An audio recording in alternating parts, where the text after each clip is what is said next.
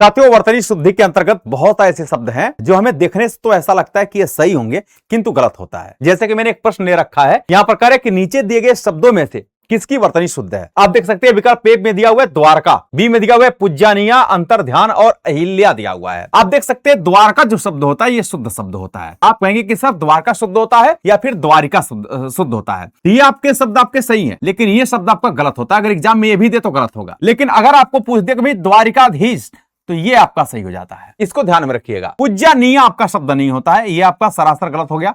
इसके साथ साथ अगर पूजनीय आपको एग्जाम में देता है तो भी ये गलत हो जाएगा। ये दोनों ही गलत हैं, लेकिन पूजनीय शब्द जो होता है ये आपका सही होता है और साथ ही साथ पूज्य शब्द भी आपके सही होते हैं। जैसे हम लोग कहते हैं ना पूज्य पिताजी, तो वहां पर पूज्य शब्द का प्रयोग होता है, ये नहीं कहते हैं कि पूजनीय पिताजी। आगे बढ़ते हैं और अंतर्ध्यान की बात करते हैं। ये शब्द देखने से तो बहुत सही लगता है, लेकिन वास्तव में सही नहीं है, क्योंकि अंतर्ध्यान होता है। ये आपका गलत हो गया और ये आपके सही होते हैं। इसके साथ साथ एक शब्द है आपका यहां दिया हुआ है अहिल्या। ये तो अहिल्या तो वैसे ही गलत दिया हुआ है, लेकिन कभी कभी आपको पूछ दिया जाता है एग्जाम में अहिल्या, ये दे देगा। तो अहिल्या शब्द देखने से तो आपको सही लगता है, लेकिन ये वास्तव में गलत है। शुद्ध शब्द होता है अहल्या। ये आपके जो शब्द है वो सही हो जाएंगे। इसके साथ साथ बहुत सारी ऐसी विवर्तनी है जो हमें देखने से लगता है कि सही होगा, लेकिन वास्तव में गलत होती है। जैसे यहां पर एक शब्द दिया है अतिशयोक्ति, मैंने लिखा है।